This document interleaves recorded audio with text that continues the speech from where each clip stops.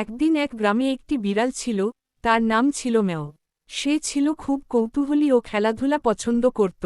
একদিন হাঁটতে হাঁটতে সে পুকুরের ধারে চলে এলো। সেখানে সে দেখতে পেল একটি ছোট্ট রঙিন মাছ, যার নাম গুপি। ম্যাও প্রথমে ভাবল, আহা, একে যদি খেতে পারতাম। কিন্তু হঠাৎ গুপির ছোট্ট চোখের দিকে তাকিয়ে তার মনটা নরম হয়ে গেল। গুপি বলল, তুমি যদি আমাকে না খাও, আমি তোমাকে পুকুরের সব গোপন গল্প বলবো।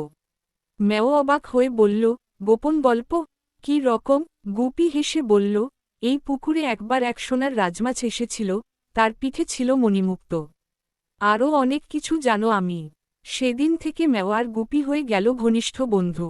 ম্যাও প্রতিদিন পুকুর পাড়ে এসে বসত, আর গুপি তাকে পানির নিচের রোমাঞ্চকর গল্প শোনাত। এভাবেই এক বিড়াল আর এক মাছের মধ্যে জন্ম নিল এক অদ্ভুত কিন্তু সুন্দর বন্ধুত্ব, যেখানে না ছিল ভয়, না ছিল লোভ, ছিল শুধু ভালোবাসা আর গল্প। একদিন এক গ্রামে একটি বিড়াল ছিল, তার নাম ছিল ম্যাও। সে ছিল খুব কৌতূহলী ও খেলাধুলা পছন্দ করত। একদিন হাঁটতে হাঁটতে সে পুকুরের ধারে চলে এলো। সেখানে সে দেখতে পেল একটি ছোট্ট রঙিন মাছ, যার নাম গুপি। ম্যাও প্রথমে ভাবল, আহা, একে যদি খেতে পারতাম। কিন্তু হঠাৎ গুপির ছোট্ট চোখের দিকে তাকিয়ে তার মনটা নরম হয়ে গেল। গুপি বলল, তুমি যদি আমাকে না খাও, আমি তোমাকে পুকুরের সব গোপন গল্প বলবো।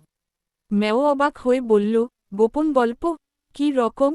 গুপি হেসে বলল, এই পুকুরে একবার এক সোনার রাজমাছ এসেছিল, তার পিঠে ছিল মণিমুক্ত। আরও অনেক কিছু জানো আমি। সেদিন থেকে ম্যাও আর গুপি হয়ে গেল ঘনিষ্ঠ বন্ধু। ম্যাও প্রতিদিন পুকুর পাড়ে এসে বসত, আর গুপি তাকে পানির নিচের রোমাঞ্চকর গল্প শোনাত।